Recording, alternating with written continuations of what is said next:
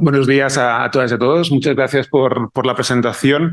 Yo hablaré muy brevemente, simplemente para agradecer sobre todo al Public Policy Center, a Joan Benach, a Ferran, a Yves y toda la gente que hace posible, porque sin su determinación hoy seguramente no estaríamos aquí. También a la Fundación Euskaltel, que es a partir de quien empezamos a hablar del interés de desarrollar una actividad centrada en el 50 aniversario del golpe en Chile.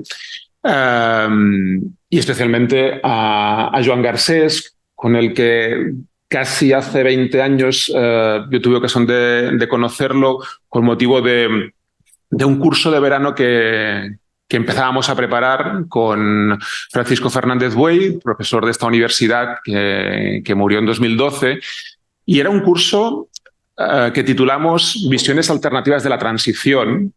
Y alguien se podría plantear qué tiene que ver eso de la transición, que hoy, por otro lado, está muy en los papeles de actualidad, porque parece que esto de la amnistía es una enmienda a la transición y los nuevos presidentes del gobierno tienen que ser una continuidad de esa transición con el golpe en Chile y con lo que estaba pasando en Chile. Y yo creo que Joan Garcés nos lo explicará muy bien, porque precisamente lo que quería Joan era no solo hablar de Chile, que para él es muy importante por muchas razones, sino entender cómo lo que pasó en Chile hace 50 años tiene que entenderse en un marco más global, de geopolítica global, pensando también, como él hace, por ejemplo, ya desde la República Española, la Guerra de España y el contexto de la Guerra Fría, que estaba pasando en España, que estaba pasando en Italia, que estaba pasando en Francia, que estaba pasando en Portugal. Por tanto, hablará de Chile, de sus experiencias, de todo lo que ha continuado haciendo desde el 70 hasta hoy. Joan Garcés fue un asesor directo del presidente Allende, lo que le lleva a estar en el Palacio de Moneda el 11 de septiembre que se da el golpe y que es bombardeado y que es atacado y a escapar por poco de ahí. Pero además, desde entonces hasta hoy, Joan Garcés ha trabajado, entre otras cosas, para hacer justicia. Gracias a su trabajo, Pinochet estuvo retenido en Londres a la espera de ser extraditado. No llegó a pasar, pero fue una manera más de continuar trabajando por la justicia y continúa hasta hoy. Hace pocos meses era noticia en los medios de comunicación los trabajos que están haciendo contra las incautaciones que hizo el Estado chileno en tiempos de Pinochet y que todavía no se han restablecido, particularmente de un medio de comunicación que también a lo mejor saldrá en la conversación, la importancia de los medios de comunicación en la construcción de los procesos de transformación y en los procesos de parar y de reprimir los procesos de transformación. Podríamos estar mucho rato hablando de Joan, de su trayectoria. Yo lo dejaré aquí. Simplemente querría hacer una recomendación, ya que estamos, porque es novedad estos días. La editorial Verso, en castellano, acaba de reeditar un libro, unas conversaciones de Regis Debrecht con Allende, un libro que él conoce desde muy al inicio, en el sentido de que cuando Debré hace llegar las preguntas a Allende, él está allí y hablan de las preguntas. Pero además de poder leer a Allende o poder recuperar la voz directamente de Allende, que está también una de las cosas que creo que a Joan le interesa mucho y a nosotros también, no queremos hablar solo de la represión, no queremos hablar solo de un golpe militar, queremos hablar de aquello que se intentó hacer y que hay gente que luego ha intentado que se continuara haciendo. Entonces vale la pena escuchar a Allende y vale también mucho la pena que leamos a Joan Garcés, que ha hecho un prólogo para esta edición en 2023, donde, como podéis imaginar, está acumulado todo el saber de muchas décadas que había ido presentando en otros libros, pero que aquí tenéis una buena ocasión. Y yo traía dos libros más, de los muchos que podríamos citar: el inevitable Allende y la experiencia chilena, publicado en Siglo XXI, que seguramente es la obra de referencia para conocer todos sus estudios sobre esta cuestión. Pero si queremos ampliar un poco el foco, siempre es imprescindible Soberanos Intervenidos, un libro que va muy en la línea de lo que comentábamos, de ver lo que está pasando en Chile o lo que pasará en Chile en un contexto internacional de Guerra Fría, una obra imprescindible.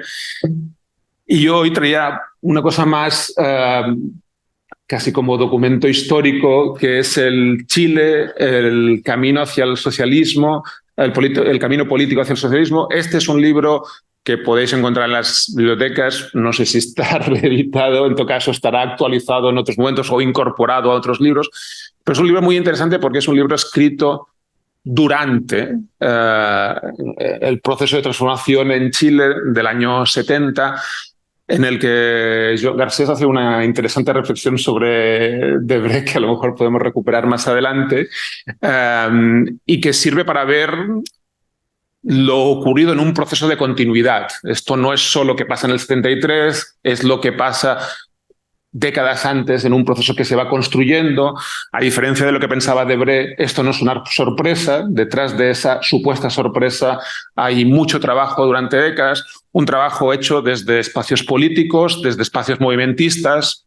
Aquí tenemos un espacio de estudio sobre movimientos sociales que intentamos fijarnos también en esas cuestiones y que luego tiene continuidades hasta hoy. Y creo que uno de los asuntos que también interesará mucho a Joan hablar es por qué hoy continuamos hablando de Allende, de la experiencia chilena y de las cosas positivas que a lo mejor continúan siendo útiles hoy para pensar y construir procesos de transformación social. Yo lo dejo aquí, le agradezco mucho que haya aceptado nuestra invitación, agradezco mucho a los que habéis hecho posible que esté aquí, y os invito especialmente a... No querría que pareciera adultocéntrico esto, pero a la gente más joven o la gente que no conocéis esta experiencia, porque por desgracia, hablando en clase estos días, estas semanas u otros años, vemos que no siempre estudiamos procesos como este, que en nuestra educación escolar, en institutos, no siempre hacen esos temas. Pues hoy tenemos una gran ocasión de tener a alguien que es una persona que lo vivió directamente, pero que además es un sabio de conocimientos políticos, de geopolítica. No lo desaprovechéis. Gracias por venir.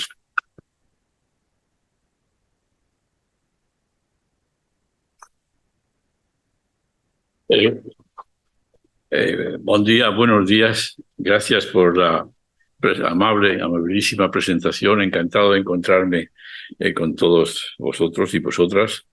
Y se acaba de decir que 50 años atrás algunos de los presentes no ni siquiera habían nacido, pero yo quisiera ya para empezar a indicar que el tema, los puntos que se van a salir en exposición tienen una continuidad en dos cuestiones que están hoy vivas y que todos leéis en la prensa de cada día: la guerra en Europa y referéndum o no referéndum en España.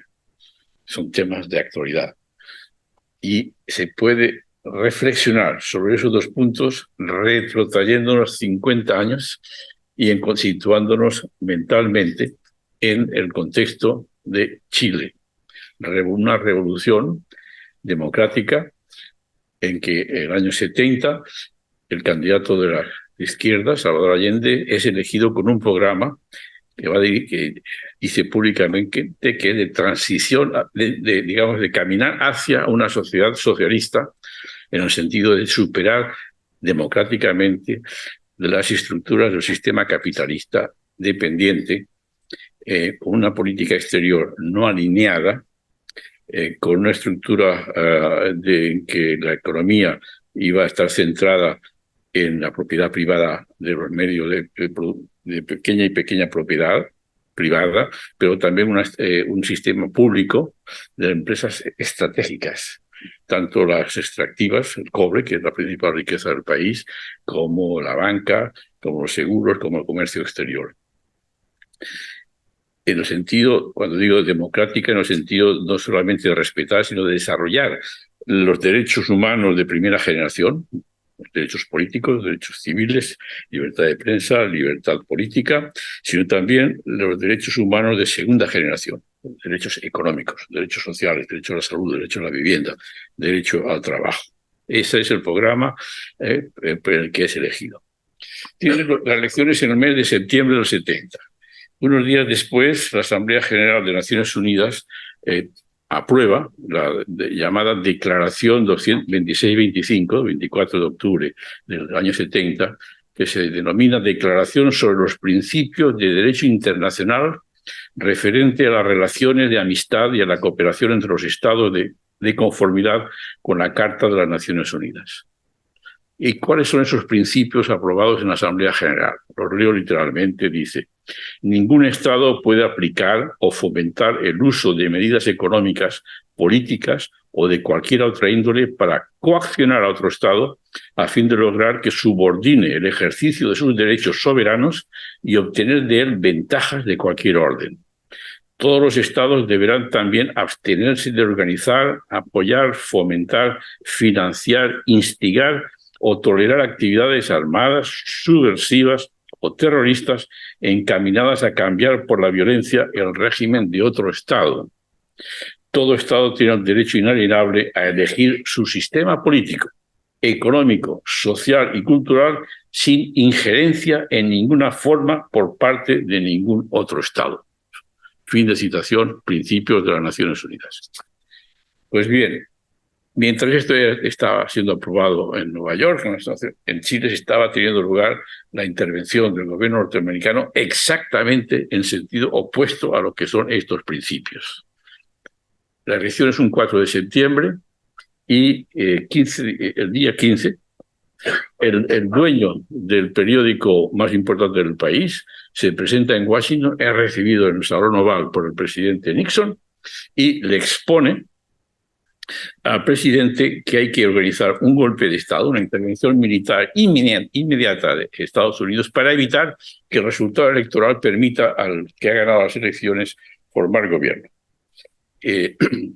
Por ejemplo, aquí tenéis, en estos momentos disponemos de la documentación oficial publicada por el propio gobierno de Estados Unidos. Y quiero decir algo muy importante. Todo lo que yo voy a decir en relación con la intervención de Estados Unidos, del gobierno Nixon en Chile, lo conocemos y lo podemos documentar gracias a los propios norteamericanos.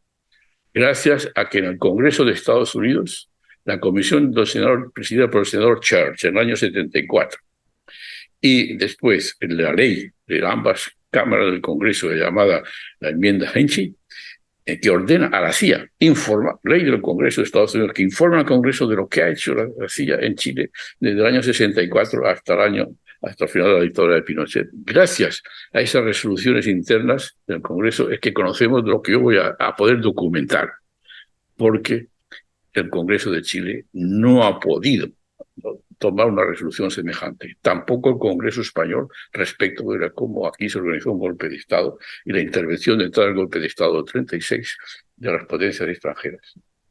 Es el Estados Unidos. Entonces, por ejemplo, hoy sabemos, aquí tenéis el orden del día de la reunión del presidente Nixon, el día 15 de septiembre, y ahí veis que a las 9:15 está recibiendo a Agustín Edwards, que es el dueño del periódico que yo acabo de mencionar, ¿no? Y en esa conversación del día 15 está precedida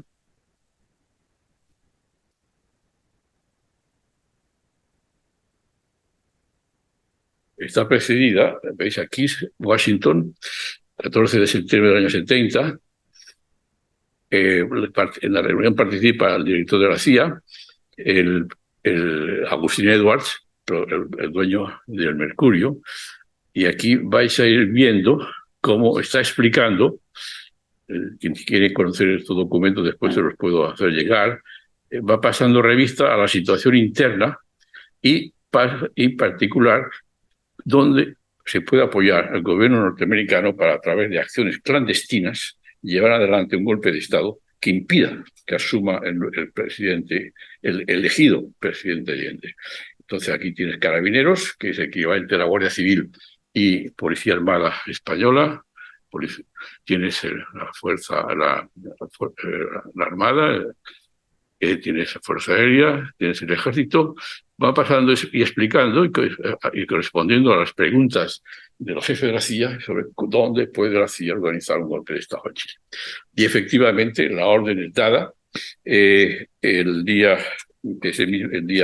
ese mismo día, el presidente Nixon da la orden a la CIA de organizar un golpe de Estado en Chile y dice hacer gritar de dolor a la economía chilena inmediatamente para justificar el golpe y gastar lo que haga falta para sostenerlo. Dice exactamente 15 de septiembre. 10 millones y más si hace falta. 10 millones de dólares serían hoy 78 millones. Es decir, ese día el presidente dice a la CIA, gaste usted 78 millones y si hace falta más, pero impida que asuma el presidente Allende.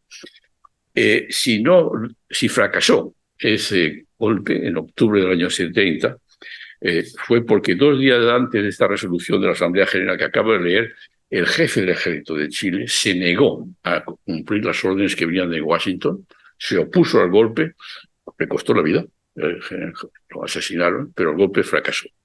Entonces el gobierno de Allende se inicia toma posesión el 4 de noviembre, sobre la base de la sangre del jefe del ejército asesinado por oponerse al golpe de Estado. Así empieza el gobierno. Una intervención manifiesta, contraria abiertamente a los principios que yo acabo de leer. Pues bien, y aquí llegamos al punto crucial.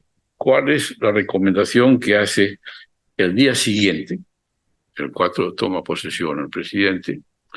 El día siguiente, 1970, el día 5 de noviembre, el memorándum que el secretario de Seguridad Nacional, el asesor de Seguridad Nacional, Kissinger, dirige al presidente de Estados Unidos sobre la estrategia que debe adoptarse en relación con el gobierno de Allende en Chile.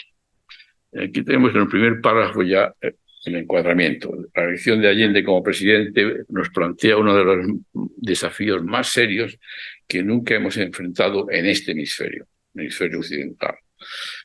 Tenemos lo que ocurre en Chile, va a tener como efectos en el resto de América Latina y en el mundo en desarrollo, en lo que va a ser nuestra futura posición en el hemisferio y en general en el conjunto del mundo.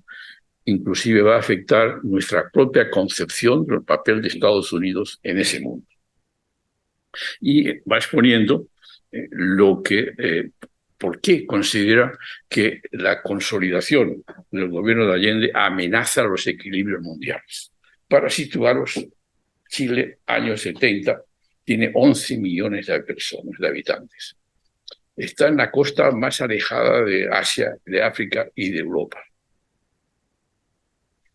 ¿Qué puede amenazar a Estados Unidos y a los equilibrios mundiales? Un pequeño país en un lugar tan remoto de los centros de poder del mundo, como para que el presidente Nixon sea informado que nuestro papel en el mundo se siente amenazado.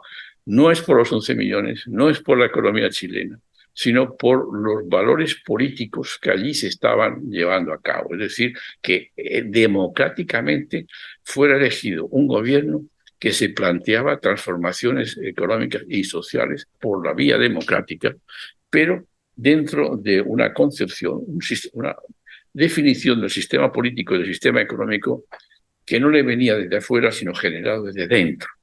Es decir, el principio que acabo de decir, de leer de las Naciones Unidas. Es eso, que es esa libertad de elegir, el derecho de decidir, un tema de actualidad en Cataluña y en España, el derecho de decidir es lo que amenaza la estabilidad del mundo en la práctica. Y Kissinger proyecta esa influencia no solamente sobre el hemisferio occidental, América, sino también Europa, y en concreto, cuando en este párrafo, por ejemplo, cuando lean ustedes marxista, olvídense de la ideología. Este texto es un texto de geopolítica. le pone marxista como pudiera decir marciano o lunático. ¿No? Es, lo que importa aquí es el concepto geopolítico. Eh, seguramente va a tener un impacto y un valor de precedente en otras partes del mundo, especialmente en Italia. La expansión imitativa de un fenómeno similar en otras partes va a afectarnos significativamente en la balanza de poder en el mundo y nuestra propia posición en él. Y esto es Italia. Italia es Europa Occidental. Italia es un país de la OTAN.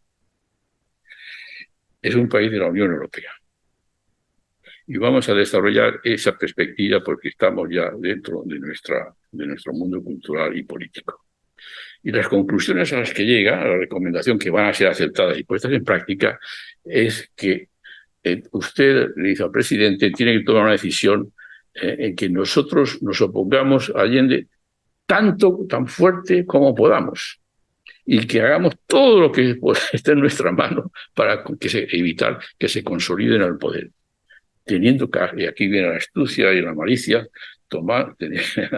teniendo cuidado de que esos esfuerzos que vamos a hacer, es decir, intervenir en los asuntos internos con toda nuestra fuerza, de la apariencia de que estamos reaccionando a iniciativas internas de Chile. Y esta es, digamos, la forma de justificar su intervención, pero que está decidida en esos momentos. Y después de este memorándum va a seguir de una reunión con los jefes de la seguridad, así a los departamentos de defensa, etcétera, y el consejero le dice al presidente que usted tiene que decir a todos sus colaboradores que vamos a ponernos con toda la fuerza que podamos y prevenir la consolidación en el poder. Y a partir de ese momento, efectivamente, en los 3 años que van a seguir, el director de la CIA en ese momento, unos meses después, es William Colby, que tiene publicado un libro que se llama The Honorable Man, que explica, es el trabajo de la CIA como director, que el programa de desestabilización económica, social, política y mediática aplicada a Chile en esos 3 años fue el más vasto y sofisticado jamás aplicado por Estados Unidos en otro país, reconocido por el propio director de la CIA. ¿Y por qué entonces esa desestabilización y el obtener, digamos, impedir la consolidación? Lo acabo de escribir. Este memorándum, lo que nos importa no es lo que pasa en Chile, pequeño país, sino demostrar al mundo que esto no puede funcionar. Que un país que, lo decía, que crea que puede votar lo que sus ciudadanos entiendan democráticamente que debe ser su sistema, eso no se puede tolerar. Ese es el sentido. Y efectivamente, 3 años después, han logrado,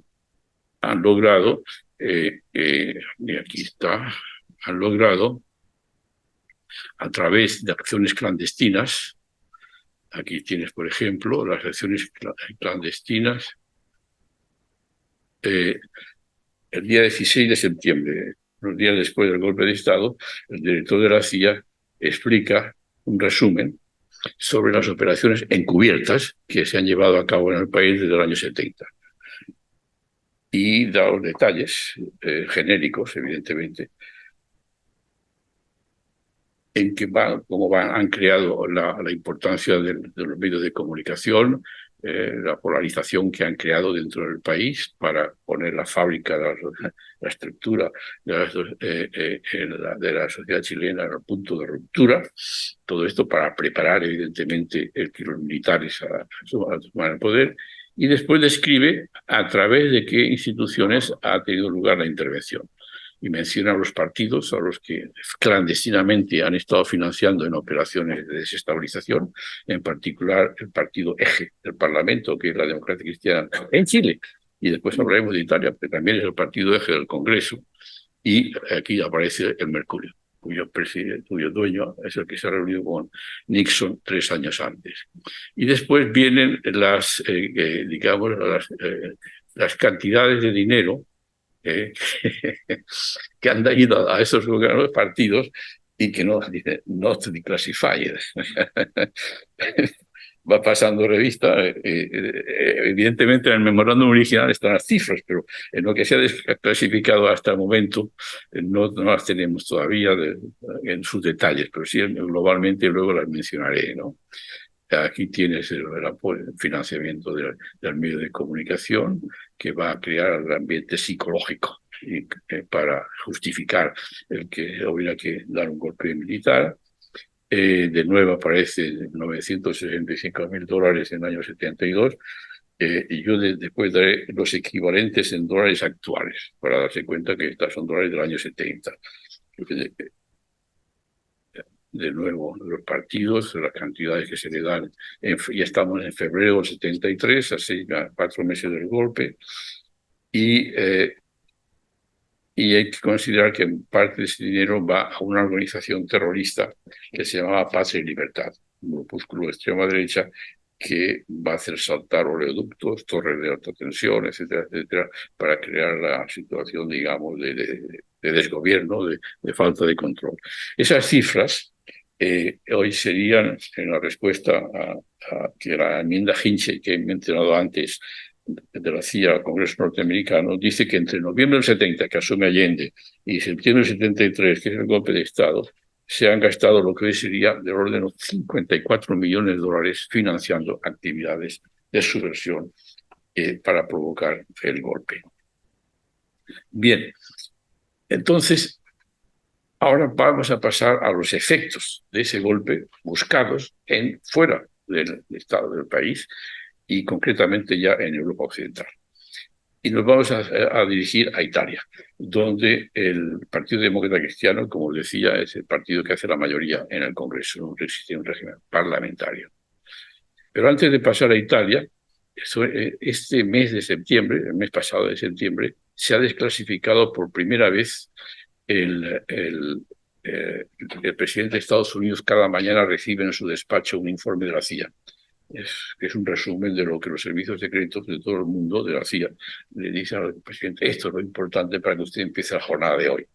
Entonces, durante 50 años ha estado mantenido en secreto lo que recibe, el informe que recibe el presidente Nixon la mañana del día 8 de septiembre, del golpe, y el día 11 de septiembre, el día del golpe. 50 años lo ha mantenido en secreto. Lo acaban de desclasificar hace 4 semanas. Sois vosotros de los primeros en conocerlo. Entonces, ¿por qué lo había pedido el gobierno de Chile? Y el actual presidente Biden ha accedido a esa petición. Entonces vais a ver el informe que recibe Nixon. Y la pregunta es: ¿por qué durante 50 años lo han mantenido en secreto lo que Nixon sabía ese día?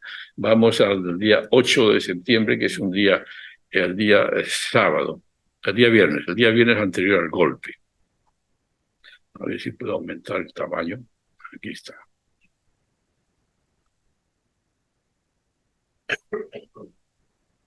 Bueno, tendré que reducirlo. No tiene barra. Ah, sí, aquí está. A ver. Ahí está.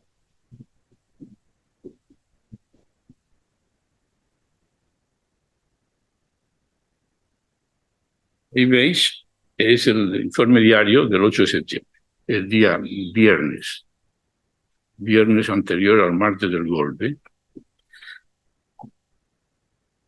Entonces le está informando de que se está organizando el golpe, las posibilidades que hay de un golpe, que está impulsado desde la Marina, y esto es muy importante: la Marina de Guerra de Estados Unidos, una flota de la Marina de Guerra, está en la costa de Chile en ese momento. El golpe tiene lugar con respaldo de la Marina de Guerra norteamericana, que no tiene necesidad de disparar los cañones, pero sí tiene unas antenas superpoderosas que le permiten interceptar todas las comunicaciones del país. De forma que desde los barcos de guerra en la costa van a estar monitoreando cómo se desarrolla el golpe. Y aquí creo que está la razón de por qué se ha mantenido durante 50 años este cable en secreto. Esta frase: el análisis es de la posición del presidente Allende. El presidente Allende informó esta semana, alguien ha informado a la CIA de lo que el presidente ha dicho en alguna reunión de alto nivel de los partidos políticos, que el presidente ha concluido de que la única solución es una salida política. Es decir, el día viernes antes del golpe, el presidente Allende está buscando una solución política a la crisis a la que había sido sumergido el país después de 3 años de desestabilización. Ocultar que el presidente buscaba una salida política tiene sentido, porque inmediatamente después de su derrocamiento, los partidos políticos son disueltos, los dirigentes detenidos, torturados, asesinados, los medios de comunicación prohibidos, y solamente se permite la publicación del Mercurio y otro periódico. Pero la campaña mediática que lanzan desde Estados Unidos es que el presidente Allende iba a preparar un golpe militar, una salida de fuerza fuera de la ley. Y el Kissinger, en su primer libro de memorias, que publica unos meses después, con la irradiación que tiene sus libros en ese momento en todo el establishment político del mundo, está diciendo que Allende preparaba un golpe militar y que en el segundo volumen explicaría en qué consistía el golpe militar. Claro, yo me quedé esperando el segundo volumen para ver si me lo enseñaba a mí, que estaba junto al presidente en esas horas, y efectivamente en el segundo volumen no menciona para nada el golpe militar, porque el presidente lo que buscaba era justamente un acuerdo político, y concretamente el día del golpe, a las 12 del mediodía, si no hubiera habido golpe, él tenía previsto una cadena nacional de radio y televisión con un mensaje del país para abrir las urnas en un referéndum, de forma que los ciudadanos con su voto eligieran el camino que querían seguir, el que les proyectaba el gobierno desde la presidencia o la oposición desde el Parlamento, y concretamente una reforma de la Constitución para adaptar las instituciones a la situación económica. Y el segundo documento que igualmente se ha revelado hace unos días es el del día 11, el mismo día del golpe de Estado, mientras en la mañana en que se tiene lugar.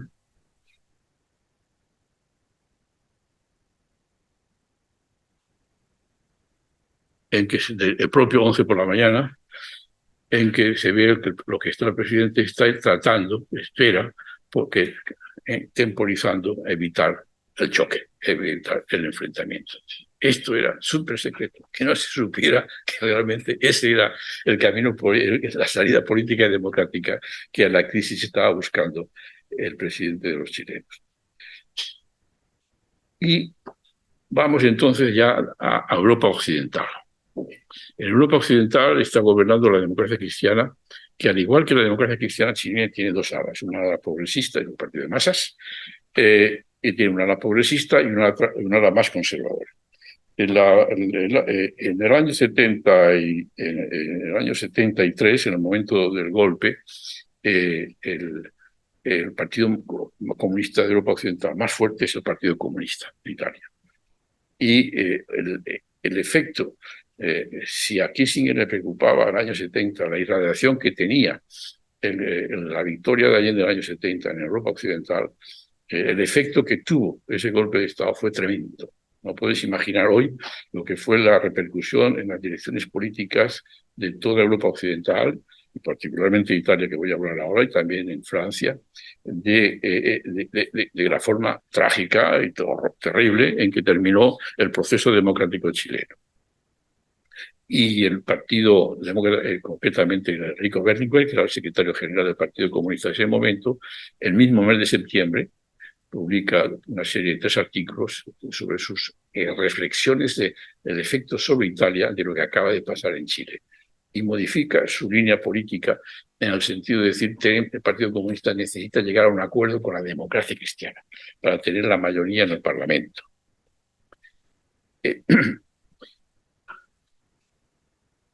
El problema es que Berlinguer posiblemente no sabía que el presidente Allende buscaba precisamente un acuerdo con la democracia cristiana en los meses anteriores al golpe. De hecho, durante los 3 años, pero en particular durante los 3 meses anteriores, para justamente que hubiera una mayoría en el Parlamento contraria a toda la dinámica golpista. Pero el caso es que Berlinguer dice hay que llegar a un acuerdo con la democracia cristiana, y además hay que aceptar que Italia continúe dentro de la OTAN. Eso es muy fundamental. Dentro de la OTAN. Pues bien, un año después, el septiembre del año 74, se reúnen con el presidente Ford, que ha reemplazado a Nixon, de nuevo Kissinger, el ministro de Asuntos Exteriores, que era la progresista de la democracia cristiana italiana, y el presidente Henry Ford. Y ahí es interesante este memorándum, porque Kissinger manifiesta que lo que le preocupa es un partido comunista en Italia que sea responsable, que sea, diríamos, el lenguaje de hoy, que sea moderado en sus aspiraciones, en sus métodos de trabajo político. Porque si aparece ante la opinión pública como un partido responsable, este es mucho más peligroso que si aparece con ideas extravagantes y ideas radicales, etc. Y ahí vemos un diálogo interesante en que Leone, que es el presidente de la República, está diciendo que está de acuerdo en todo, lo que le está diciendo el Kissinger y el gobierno norteamericano. En cambio, Moro, que es el ministro de Exteriores de la progresista, matiza y considera que no se puede descalificar totalmente al Partido Comunista, sino que está mostrando manifestaciones de independencia. Estamos en el año 74. Entonces, aquí tienes a Moro, le contesta al presidente norteamericano que si el Partido Comunista es un partido moderado, esto va a tener consecuencias en la política italiana que van a modificar la situación desde el año 46. La referencia a 1946 es inmediatamente después de la Segunda Guerra Mundial. Los partidos de izquierda son mayoritarios en el Parlamento italiano y tienen que votar democracia, república o monarquía. Y gobiernos de izquierdas o no gobiernos de izquierdas. Entonces, en las elecciones legislativas del año 48, están hablando del periodo 46-48, que es el que está, digamos, marcando la línea de Estados Unidos hacia Italia, las elecciones legislativas son cruciales, porque hay una coalición socialista-comunista con posibilidad de formar gobierno. Es elegida y controlar el Parlamento. Y hay una campaña mediática tremenda, y además con intervención de Hollywood y todos los medios posibles, para evitar que se produzca esa victoria de la coalición socialista comunista. Y en la documentación confidencial que hoy se conoce, Truman, era presidente en ese momento, ya había dado las instrucciones de que si esa coalición se formaba y formaba gobierno en Italia, provocar una guerra civil dentro de Italia para evitar que se consolidara un gobierno socialista comunista año 48 en Italia. Entonces, aquí están recordándole al gobierno italiano del año 74 que, oiga, que estamos en relación con la llegada de los comunistas al gobierno, recuerden lo que pasó en el 46-48. Y la presión, sobre todo por el lado militar. Y en un momento determinado, aquí aparece pidiendo la información sobre la influencia que en la relación entre Italia, la izquierda italiana, la francesa, Papandreou, que era el PASOK en ese momento en Grecia, aquí tienes a Kissinger diciendo que los socialistas, se refiere al Partido Socialdemócrata Alemán, que nunca hubiera llegado al poder, se refiere en los años 60, a fines de los años 60 en Alemania, si un imbécil no los hubiera introducido en la coalición. El imbécil era el Partido Demócrata Cristiano Alemán, que formó la Große Coalición por primera vez, incorporando al Partido Socialdemócrata Alemán. Para Kissinger, el año 74, fue una idiotez de los demócratas cristianos alemanes que permitieron a la socialdemocracia presentarse como moderada y razonable y formar parte del gobierno. Ese es Kissinger. Kissinger, para quienes no conozcan la historia, hay un libro de un norteamericano siempre, que es de Christopher Hitchens, que se llama, el título es The Trial of Henry Kissinger, que hace una recopilación de los crímenes cometidos en Asia, en África, en América Latina y en todo el mundo por la política exterior de Kissinger, como responsable y director de esa política. Centenares de miles de muertos, gobiernos derrocados, millones de desplazados, etcétera. Entonces lo presenta en forma de, si hubiera habido un juicio a Kissinger ante un tribunal, lo que hubiera podido ser la lista, las cargas, los cargos contra Kissinger. Y en un momento dado, un año después, vamos a un año después, y de nuevo nos encontramos en agosto del 75, otra reunión del presidente de Estados Unidos con Aldo Moro y el primer ministro, en este momento ya es primer ministro. Y estamos ya en desarrollo de la revolución de Portugal. Portugal ha habido un golpe militar incruento, ni un solo muerto, para derrocar una dictadura fascista. Están gobernando los capitanes que han dirigido ese gobierno democráticamente. Han liberado a los presos políticos, no han detenido a nadie, es una democracia en desarrollo que están haciendo en Portugal. Y entonces ahí tienes tú, en agosto del 75, esto es 2 meses antes del Congreso de Suresnes del Partido Socialista Obrero Español, en que es elegido Felipe González, 2 meses antes de esa reunión Suresnes a la que luego me referiré. Y le pregunta al presidente norteamericano pues, que le hable de los personajes que están dirigiendo, el almirante Saravia de Carvalho, por ejemplo. Bueno, Carvalho, de nuevo, cuando ustedes lean marxista, olvídense de la ideología, en cuestión de geopolítica. Entonces, Belo Antunes, entonces, ¿qué opinan de? Es un miembro también de los dirigentes militares que están dirigiendo la revolución. Y aquí viene la amenaza. No podemos tolerar a un gobierno marxista en la NATO. Digo yo que olvídense de la ideología, porque cuando en el año 90 se disuelve la Unión Soviética, el Partido Comunista es disuelto en la Rusia, que sucede a la Unión Soviética, y el gobierno Yeltsin quiere entrar en la OTAN. Y también los primeros meses y años del gobierno del actual presidente de Rusia, Putin, piden entrar en la OTAN, le van a decir que no. Y no son comunistas. El Partido Comunista está disuelto en ese momento en Rusia. Y aquí tienes tú la respuesta de que no pueden tolerar un gobierno marxista. Yo entiendo que es un gobierno que no responde a Estados Unidos, que ha sido generado por las circunstancias internas de Portugal y que no tiene unos dirigentes clientes del gobierno norteamericano. Entonces, de nuevo, hablan del peligro comunista, que sería completamente inaceptable si estuviera en la NATO, en la OTAN. Interesante para ver cómo los demócratas cristianos están siendo presionados por Estados Unidos para que no se les ocurra entrar en coalición con el Partido Comunista. Y en un momento determinado surge el nombre de, aquí está Berlinguer,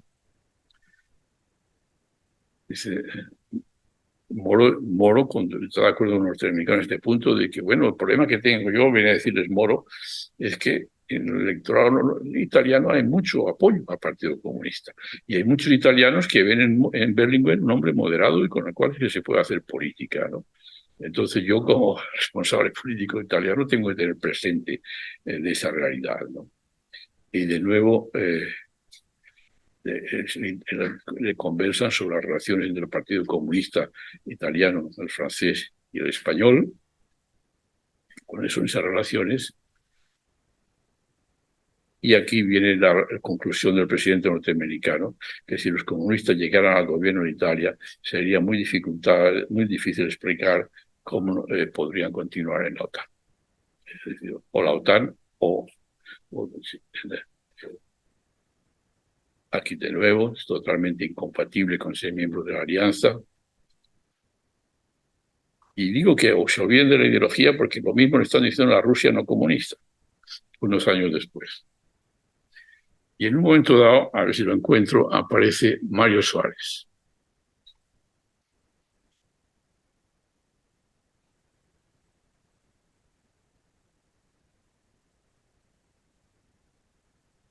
Ahí está.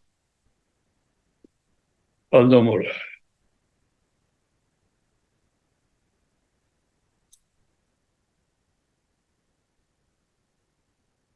Entonces el presidente, aparece Mário Soares, que es el secretario general del Partido Socialista Portugués, que unos meses antes, estamos en agosto del 74, dentro del propio año 74, en las afueras de Bonn, con el auspicio del Partido Socialdemócrata Alemán, ha creado el Partido Socialista Portugués.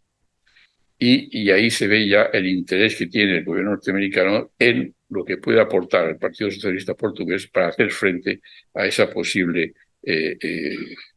situación que está analizando con Aldo Moro, ¿no? Y la respuesta es efectivamente que con Mário Soares se puede trabajar políticamente. Y así es, la Revolución Portuguesa, digamos, es encauzada a continuar dentro de la OTAN y dentro de los parámetros norteamericanos a través del Partido Socialista de Mário Soares, que prefigura el papel que va a jugar el Partido Socialista Obrero Español después de la escisión del año 75, que en Suresnes, en las afueras de París, en presencia de Willy Brandt, González asume la dirección y lleva al país, a España, a la OTAN en la forma que luego comentaré. Ahora bien, Berlinguer intenta, después de esas conversaciones y en base a la realidad italiana, Moro intenta un acuerdo con Berlinguer y en el mes de abril del año 78, 2 años después de las conversaciones, 3 años después, el día que se dirige al Parlamento a firmar, a convenir el acuerdo de la alianza entre la Democracia Cristiana y el Partido Comunista para el programa que habían convenido, en términos del acuerdo, Aldo Moro es secuestrado. Es secuestrado abril del 78 por un grupúsculo de extrema izquierda. Lo interesante es lo que pasa en los 50 días siguientes al secuestro, en que los secuestradores dicen: estamos dispuestos a liberar a Aldo Moro si el gobierno libera de la cárcel a otros terroristas que estaban juzgados y condenados. Y hay un debate interno dentro de la democracia cristiana. Moro escribe que negocien la transacción y que lo liberen, ¿no? Pero la derecha demócrata cristiana se niega y Aldo Moro es asesinado 54 días después. Es el final de las posibilidades de un acuerdo demócrata cristiana comunista en Italia. De forma que aquí tienen ustedes hasta tal punto, digamos, Aldo Moro se encontraba condicionado por la propia derecha de su propio partido, que pocos meses antes de su secuestro, agosto del 78, él envió un artículo de prensa al Il Giorno, un diario importante de Italia, y que lo llamó y que fue censurado. Ha sido publicado apenas hace muy poco tiempo, ha estado oculto durante décadas, en que el momento, porque este es un comentario.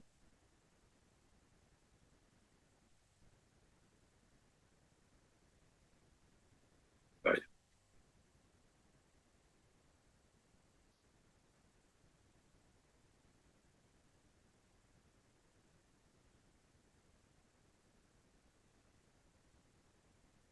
Bueno,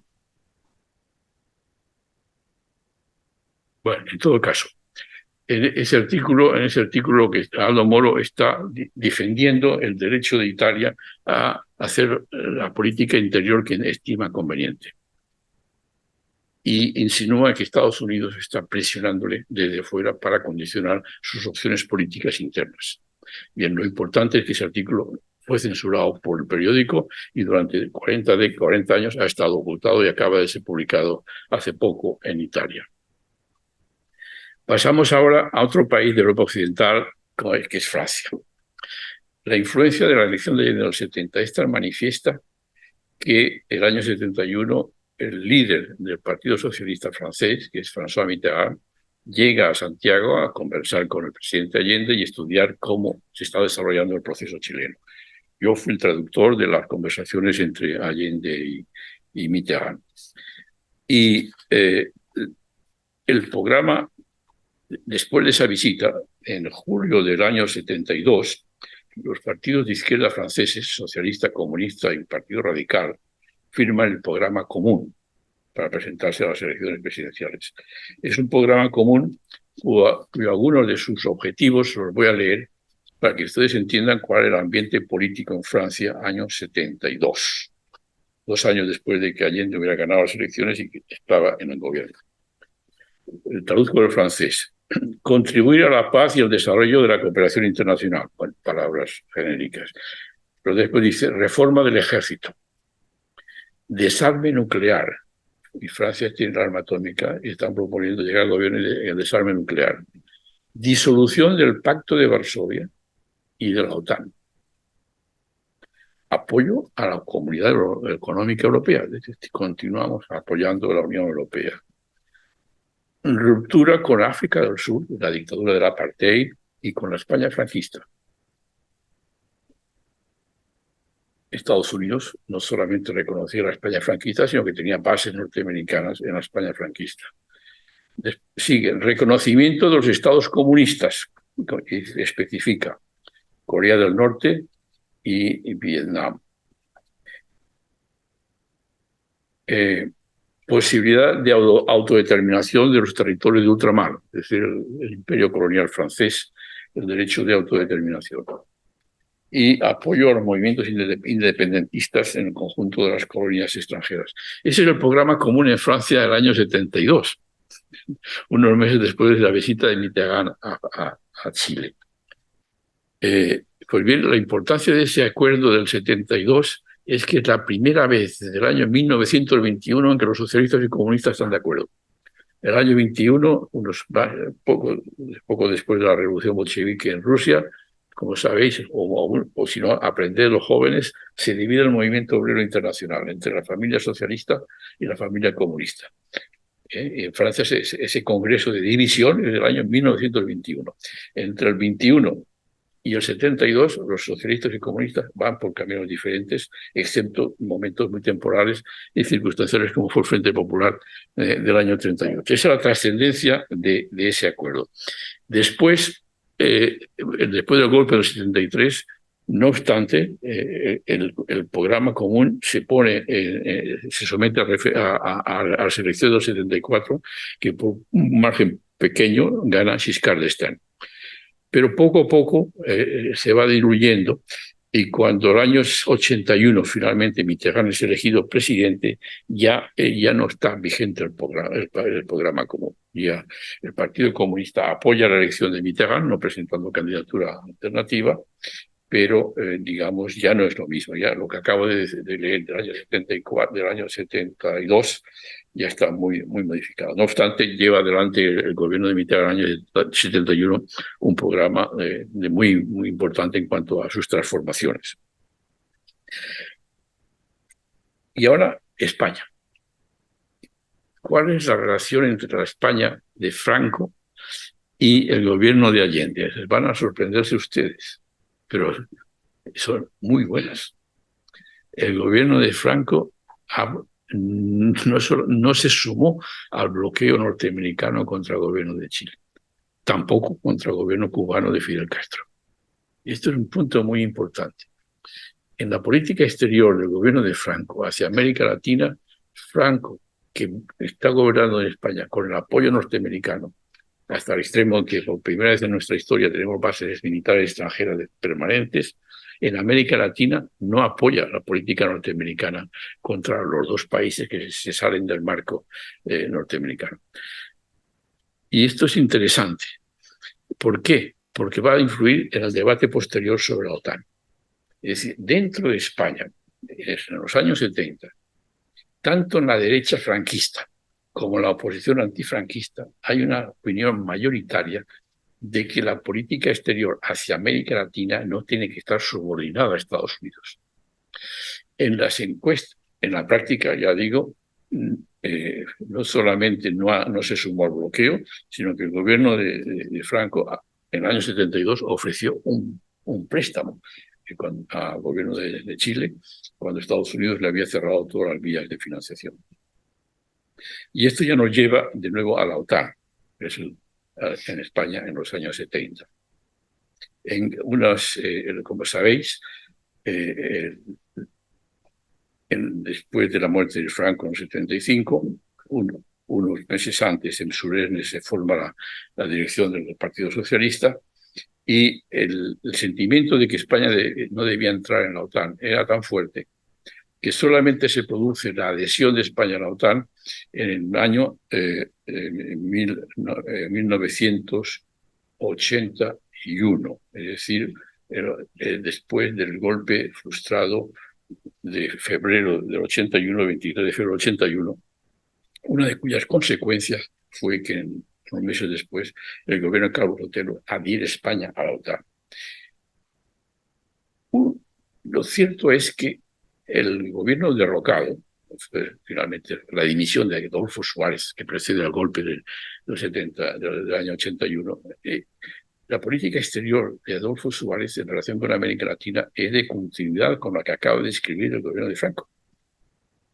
Y no solamente en América Latina, también en el Medio Oriente. De cierto modo, hay elementos en la política exterior del gobierno de Suárez de no alineamiento.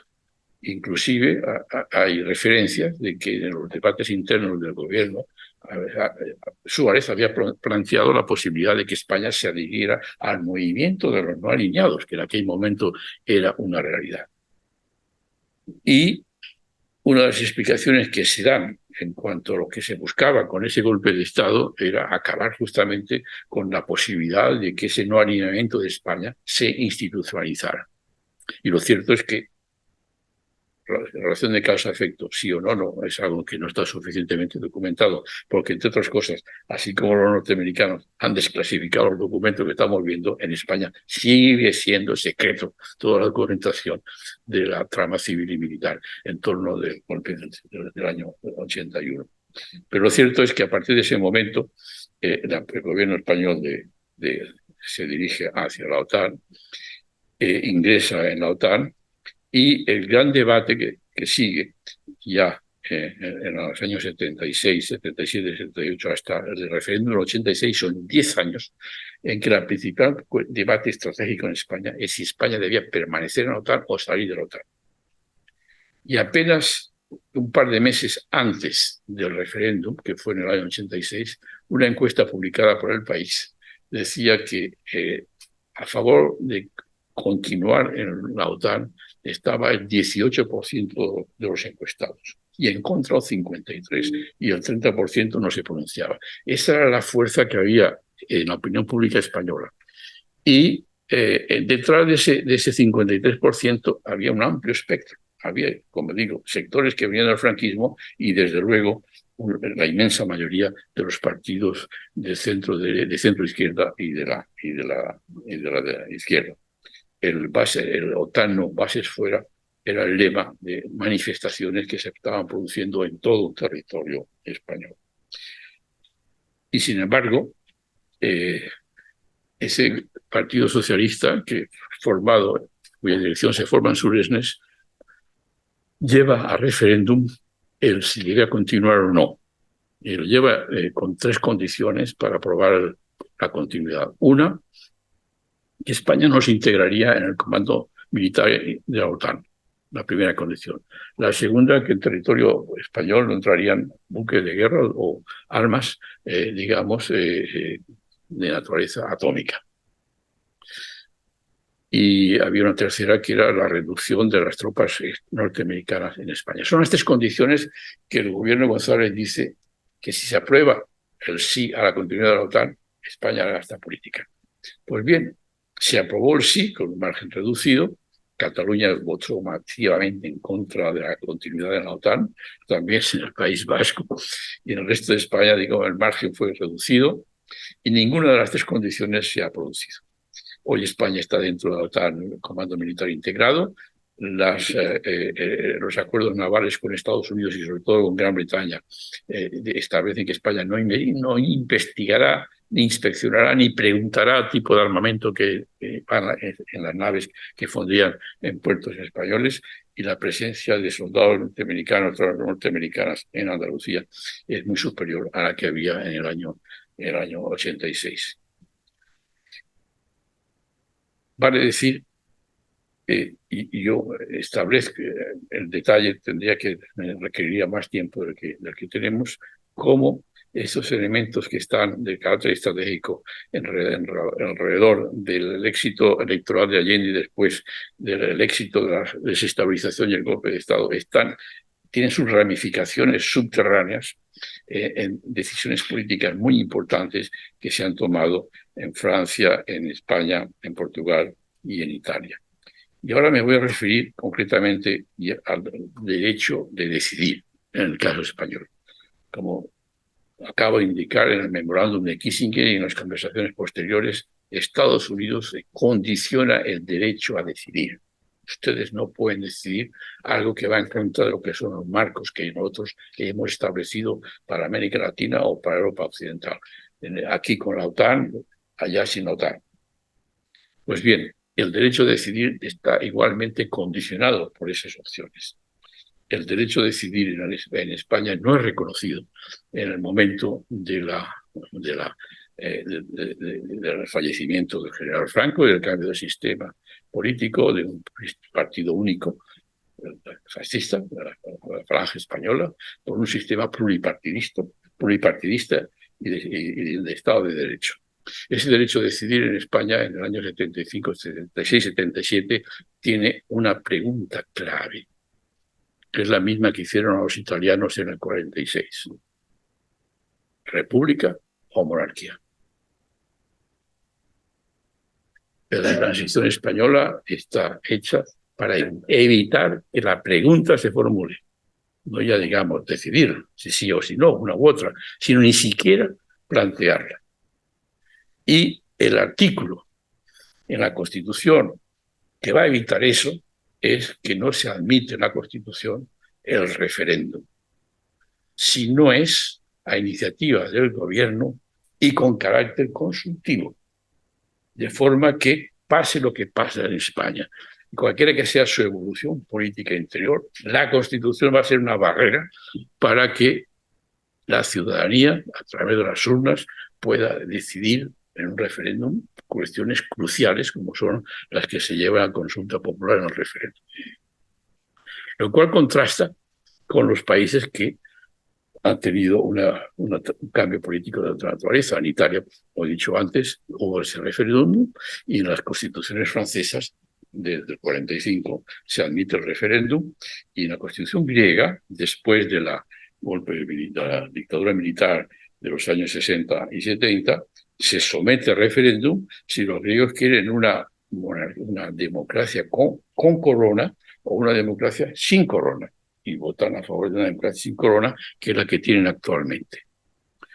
De manera tal que el derecho a decidir que tenemos en estos momentos limitado por la Constitución, estáis viendo que está influyendo en el debate político actualmente y lo está condicionando de forma tal que, digamos, su desarrollo potencialmente lleva, ya estamos en esa fase, pero lleva a una agravación de la crisis constitucional, ¿no?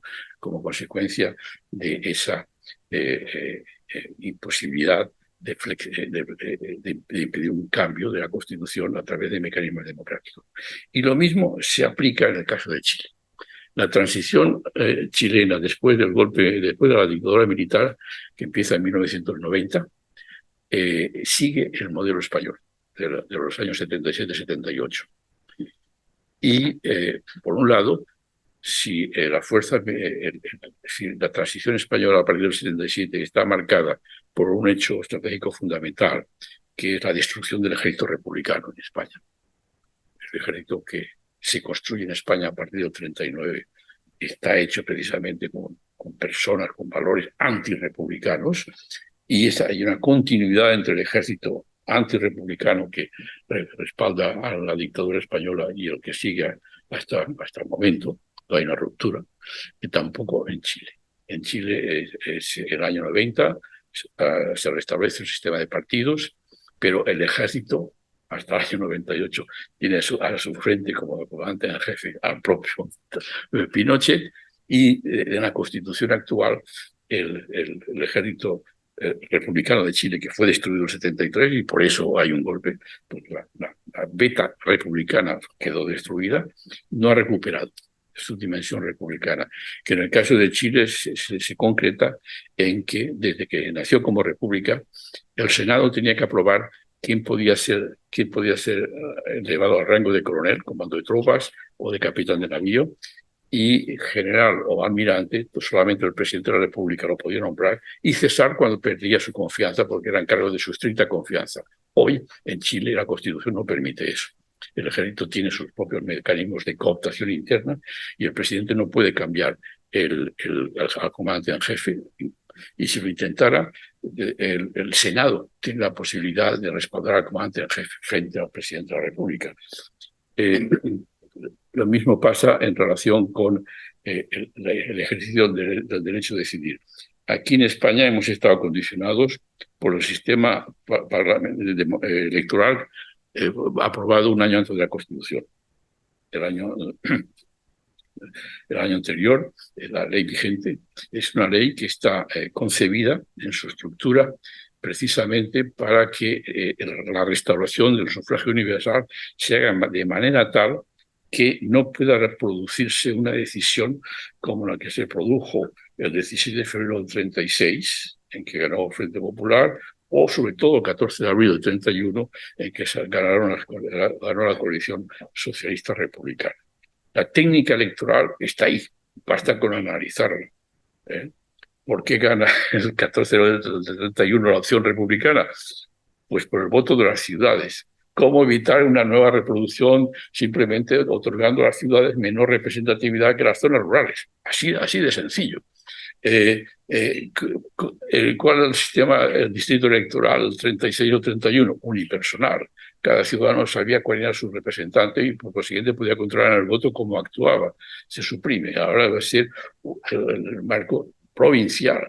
Además, lista bloqueada y cerrada, con lo cual la cúpula del partido, en este caso, en el caso socialista, yo he publicado un libro diciendo que era una cúpula cooptada a este efecto, puede perfectamente ir controlando todos los representantes que van a llegar a las listas, y si en el Parlamento pues no se portan conforme deben, en las elecciones siguientes van a ir siendo filtradas, y a la cuarta o quinta elección, evidentemente, lo que lleguen al Parlamento son diputados absolutamente obedientes a la línea del jefe.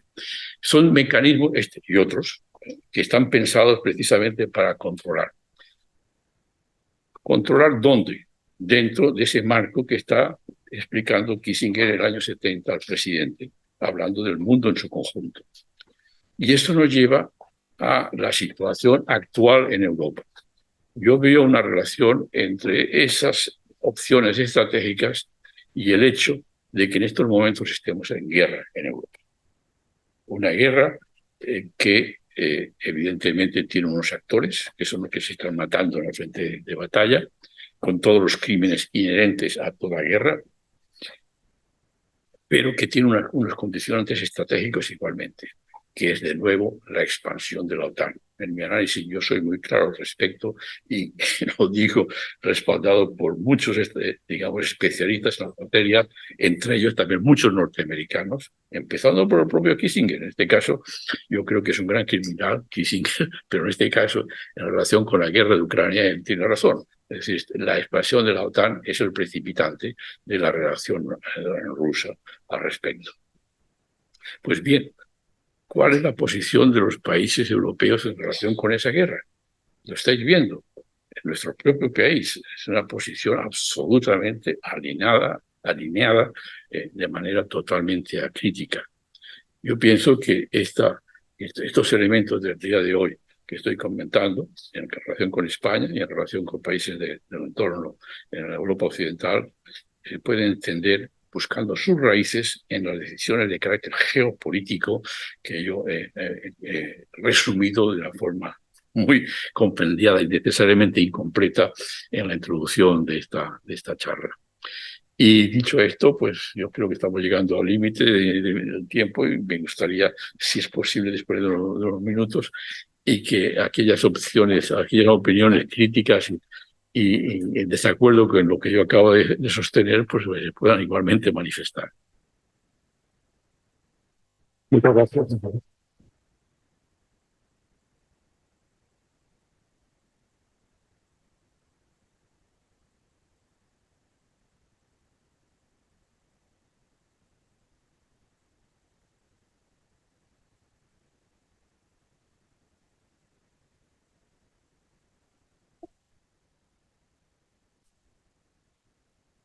Buenas tardes.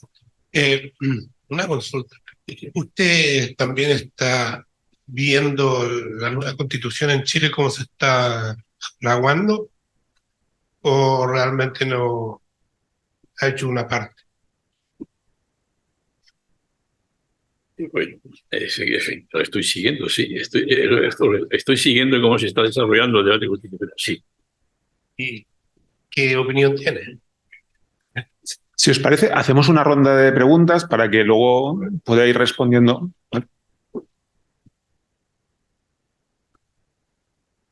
Hola, Joan. Bueno, primero agradecerle la presentación y que nos cuente un poco de su experiencia, de lo que fue estar ahí en el gobierno de la Unidad Popular como asesor de Salvador Allende y también su análisis más geopolítico en lo que significó el golpe de Estado en Chile para las distintas izquierdas en el plano occidental.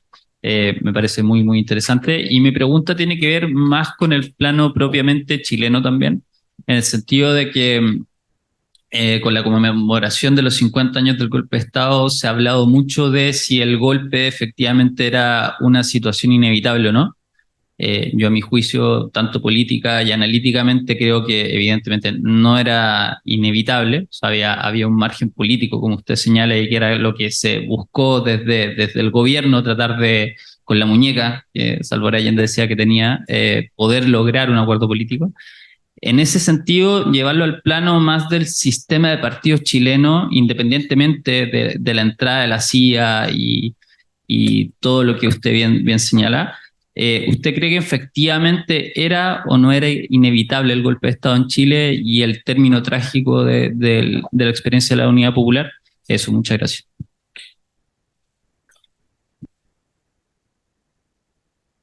Vale, mi pregunta es muy corta. Yo quería preguntarle sobre si ha apreciado algún cambio en la política exterior estadounidense durante la administración de Biden, porque ha habido ciertos cambios que, bueno, al menos que hemos visto superficialmente, como el ejemplo en el Guatemala, en que la administración no ha apoyado la decisión del Tribunal Supremo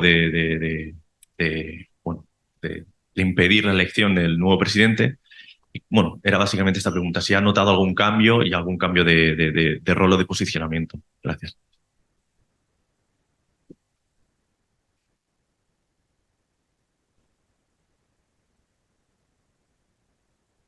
Hola, buen día, buenos días. Yo tenía dos preguntas muy rápidas. La primera, si vemos la respuesta la primera en términos geopolíticos sobre Estados Unidos y Europa Occidental, si vemos la respuesta de finales de los 80, 90 con los PAES, Consenso de Washington, etcétera, y después la respuesta a la crisis del 2008 y la comparamos con la crisis. Ok, tenemos el tema de la guerra ucraniana, pero la crisis del COVID se vio cómo se cambió de una respuesta más neoliberal a una respuesta más socialdemócrata, y no por parte de actores de izquierda, sino por actores como la propia von der Leyen, que viene de la OCDE Alemania.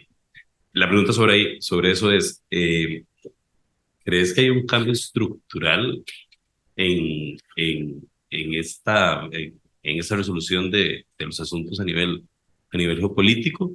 Además de con lo que mencionaba el compañero y las muestras que Biden está haciendo con los sindicatos y el primer discurso que dio en el Congreso, etcétera, etcétera, o es una cuestión más coyuntural. Y no, la segunda ya la hice completa. Gracias. Bueno, muchas gracias por las preguntas, son tan importantes que francamente creo que requerirían responderlas debidamente mucho más tiempo, pero voy a ser sintético. Hay una dimensión en las opciones de los años 70, 73, y es que es el momento, digamos, la experiencia de Allende, del gobierno de Allende, yo lo veo como el momento de mayor expansión de lo que es en términos de la política económica, la doctrina keynesiana, es decir, del papel del Estado en la organización económica, la producción y la distribución. El gobierno de Allende no era socialista. Iba camino al socialismo, buscaba un camino al socialismo. La política económica que aplica, de hecho, es una política keynesiana llevada, digamos, a su desarrollo pues, posiblemente máximo, con una gran participación de los trabajadores organizados.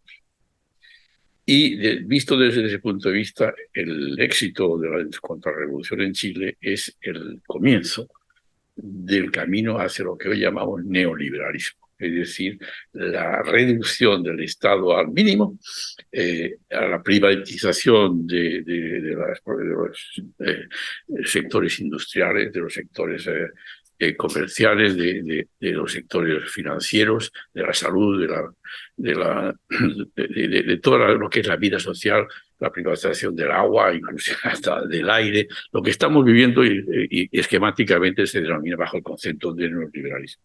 Encuentra en ese momento y la entrada a través de la bayoneta, de la tortura y de los asesinatos de esa doctrina. Friedman va a la escuela militar a explicarles a los militares que están haciendo lo correcto o cómo deben hacerlo, etcétera, etcétera.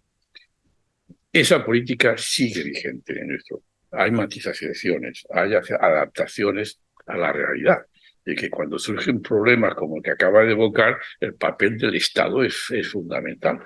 Y no solamente en el momento de crisis tan aguda como fue el de la pandemia, sino en crisis de nivel muy inferior, que están viviendo de una forma u otra todos los países, de forma que a partir de 2008, que usted menciona precisamente, hay una gran reflexión en que hay que resolver problemas que se han destapado a favor de esa crisis y el papel del Estado lo están redescubriendo.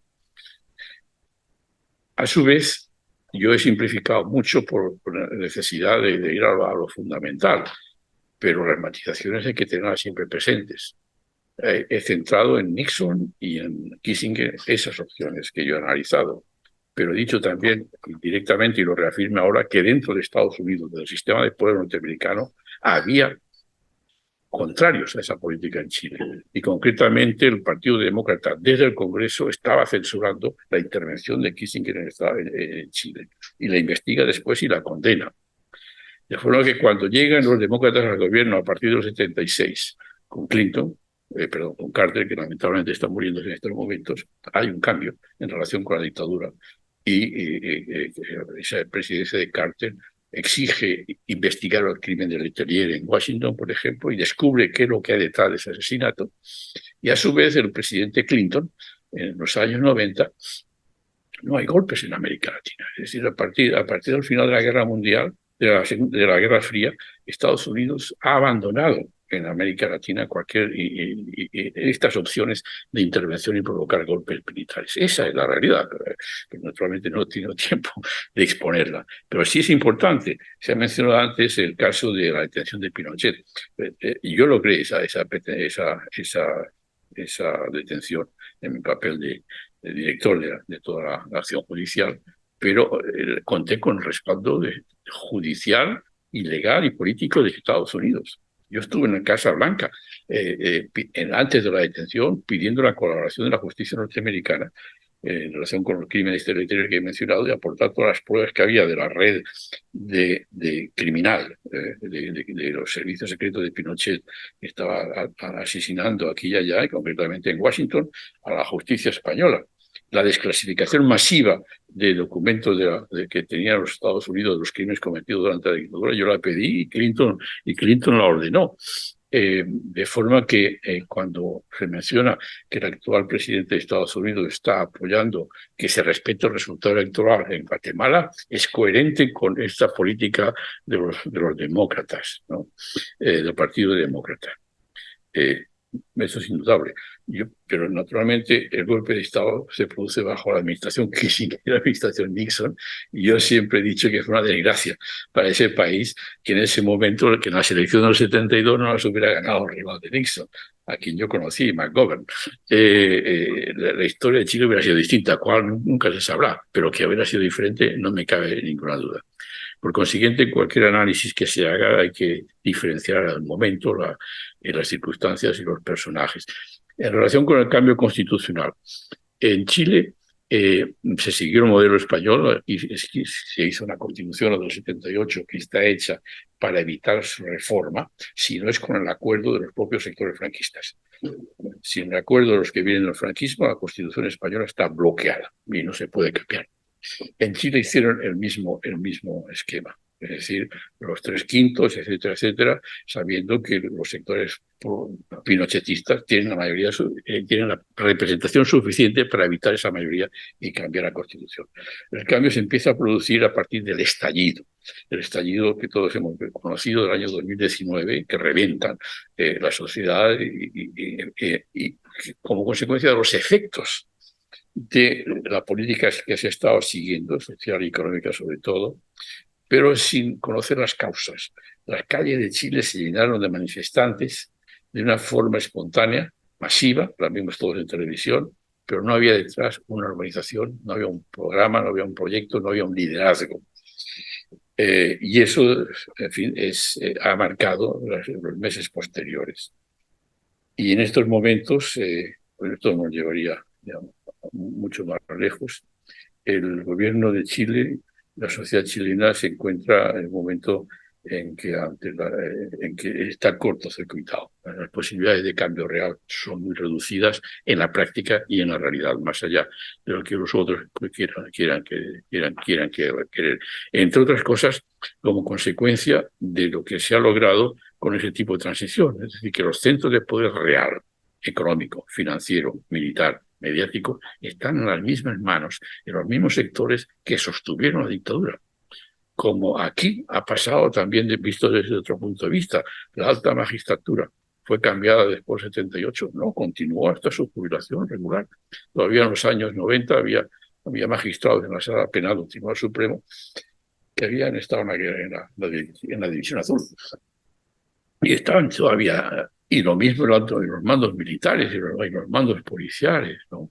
Evidentemente ha habido cambios generacionales, hoy estamos con un nivel de democracia y de tolerancia, afortunadamente, sin punto de comparación con lo que fue la dictadura, pero hay unas líneas rojas que no se pueden digamos, sobrepasar sin provocar una crisis constitucional descomunal, como es la que pues, en estos momentos está sobreponiéndose en España. Y de nuevo tenemos que llegar a este hecho, a que la Constitución en Suiza no hace falta decir que los suizos no necesitan decir que son plurinacionales para tener referéndums constantemente por las cosas, digamos, más sencillas y más elementales. No hace falta ser plurinacional para tener el derecho a decidir. Y ahí está el ejemplo de tantos y tantos otros países. Y sin embargo, aquí ni plurinacional, ni uninacional ni plurinacional está encorsetado. Y sobre este punto, permítanme hacerles una reflexión que puede ser polémica. El derecho a decidir en España, yo he publicado un artículo en el diario.es al respecto, es un derecho a decidir de todos los españoles. Yo pienso que los españoles tienen todavía dimensiones a decidir que no han podido decidir. En ese sentido, hay que reivindicar el derecho a decidir. Yo he mencionado uno, pero hay más.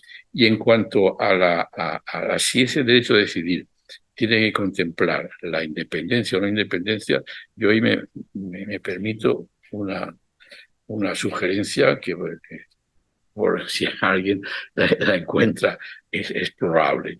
Es decir, derecho a decidir, referéndum, pero sin secesión. Hay un margen enorme, políticamente hablando, en que se puede y se debe reivindicar el derecho a decidir sin que eso conlleve la secesión. Y si se distingue entre secesión y el derecho a decidir, que tiene unos contenidos mucho más amplios y ricos, posiblemente podríamos avanzar mucho más que no creyendo y reduciendo el derecho a decidir a la secesión. Es una reflexión que se aplica no solamente en España, sino que se ha desarrollado teóricamente en cuanto a otros países. Esto se ha planteado, por ejemplo, en Italia. Y para hablar de nuevo, en Italia hay una proclamación de la independencia de Padania, con votación y urnas.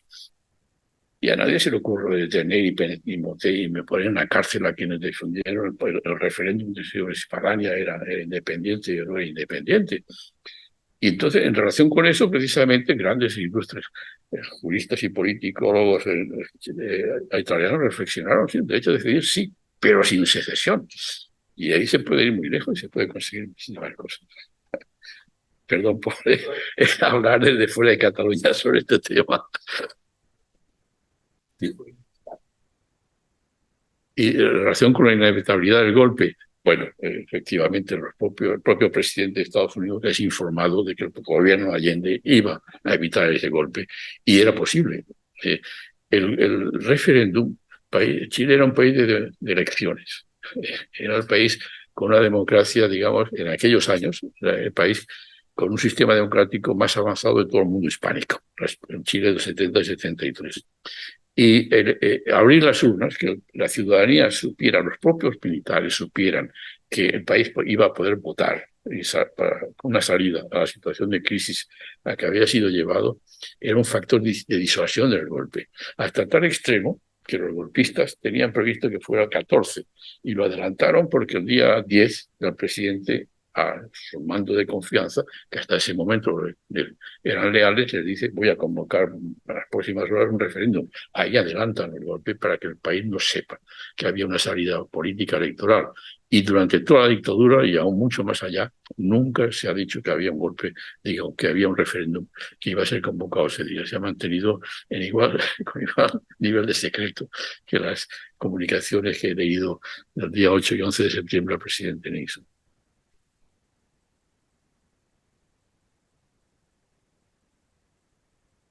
¿Hacemos alguna pregunta, si es muy breve? Y con esto cambiamos, hay una por allá arriba.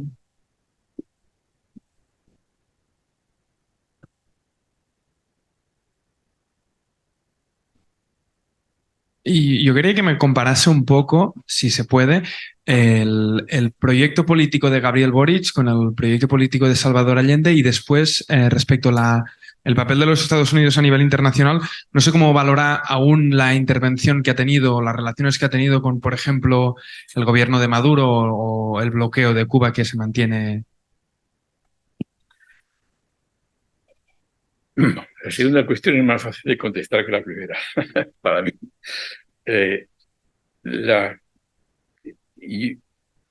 La política exterior norteamericana desde el 45, ya antes con la doctrina Monroe desde el siglo XIX, ¿verdad? La expansión, la guerra norteamericano-española en relación con Cuba o la anexión de Filipinas cara al Pacífico, marcan la política exterior en el Caribe, en América Latina y hacia China, hacia Asia. Esa política tiene esas raíces y continúa. Los centros de decisión estratégica norteamericanos siguen considerando que el continente latinoamericano está bajo su zona de influencia y no han tolerado la entrada de otros países. En el siglo XIX, sobre todo a partir del 1895, la guerra de Cuba marca la retirada, digamos, estratégica de la Gran Bretaña de América Latina, y a partir de ese momento todo queda bajo control norteamericano. Cuba significa un desafío a esa política y estuvo el mundo al borde de una guerra atómica precisamente cuando los soviéticos quisieron instalar misiles en Cuba. El acuerdo fue secreto, que quizás le costó la vida al presidente Kennedy. Los rusos soviéticos aceptan retirar los misiles de Cuba a cambio del acuerdo secreto de Kennedy de que unos meses después retiraría misiles de Turquía. Esa es la transacción que nos evitó la hecatombe. Bien, pero manifiestamente Estados Unidos mantiene que no acepta un gobierno independiente respecto a sus coordenadas estratégicas como es Cuba. Surge el problema para Estados Unidos de Venezuela, en que por vía, digamos, de elecciones, etcétera, se establece el régimen actual. Bien, pues en la medida que han podido, pues lo han intentado evitar y hay un golpe de Estado en su momento contra Chávez. Pero ahora, al respecto, es muy importante siempre medir las circunstancias del tiempo. ¿De qué momento estamos hablando?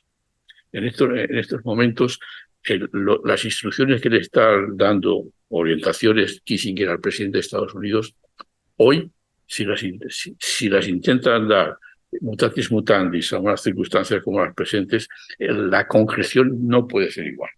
El mundo hoy es distinto. ¿En qué sentido es distinto?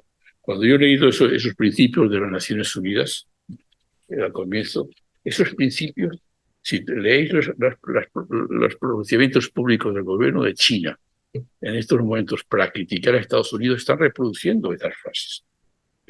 China está diciendo que Estados Unidos no está respetando esos principios.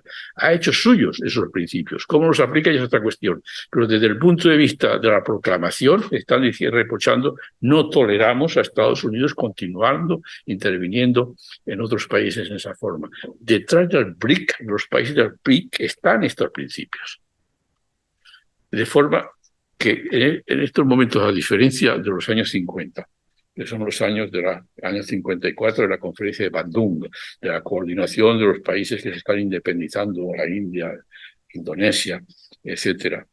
Pero la potencia económica que hoy hay fuera del control de Estados Unidos es infinitamente superior a la que había en los años 50. De forma que cuando surgen una serie de países en América Latina, el Brasil de Lula, en África del Sur, en la África del Sur actual, que no es la del apartheid, o en la China con su potencia financiera industrial, pues evidentemente eso influye en otras partes del mundo. Y en cierto modo puede decirse que si Venezuela hoy todavía tiene el sistema que tiene por el apoyo de China, financiero y de otra naturaleza. Y si Brasil, la política exterior de Lula, tiene los pasos que está dando, es porque sabe que cuenta también con otros países de la influencia, de la capacidad financiera importadora y exportadora de la China. De forma que, si bien algunos principios de la geopolítica que se están aplicando en los años 70 persisten, algunos son fundamentalmente constantes, las circunstancias han cambiado en relación con su concreción. Y eso se refiere también en relación con la pregunta relativa a Boric. En la medida en que yo no voy a criticar ni a pronunciarme sobre la política interior de Chile en estos momentos por razones muy particulares. Yo tuve responsabilidades entre los 70 y 73, no tengo ninguna ahora y por consiguiente no comento y no me pronuncio sobre las decisiones políticas internas de Chile. Pero sí observo, ya como siempre observador, que factores de poder claves y fundamentales como son, por ejemplo, las Fuerzas Armadas. Bueno, Allende llegó al gobierno porque dentro de la oficialidad había una beta republicana, hasta el extremo de que el jefe de ejército, cuando le están encañonando porque le van a secuestrar, se desabrocha la carrera y saca su pistola para defenderse. Y por eso le disparan. Es decir, es singular un ejército como aquel, ¿no? Pero esa beta republicana fue siendo erosionada a través de infiltración, sobornos, conspiraciones, etcétera, y está ya destruida en el momento del golpe. El golpe lo da ya una oficialidad que ha renunciado, ha renegado de esa raíz republicana. Bueno, el gobierno actual ha heredado esa situación. En relación con la política económica, pues se encuentra con un nivel de concentración de la riqueza, pues ya he dicho antes, muy superior a que existía entonces. Mediáticamente sigue siendo bajo la influencia del mercurio que apoyó y respaldó todo lo que acabamos de ver en la pantalla. En esas circunstancias, el gobierno de Boric es elegido digamos, y llega al gobierno en circunstancias totalmente distintas de las del año 70. Tiene a su favor una opción que no existía entonces, que es la China, por ejemplo, que es hoy en día el principal país exportador de Chile en este momento, es la China.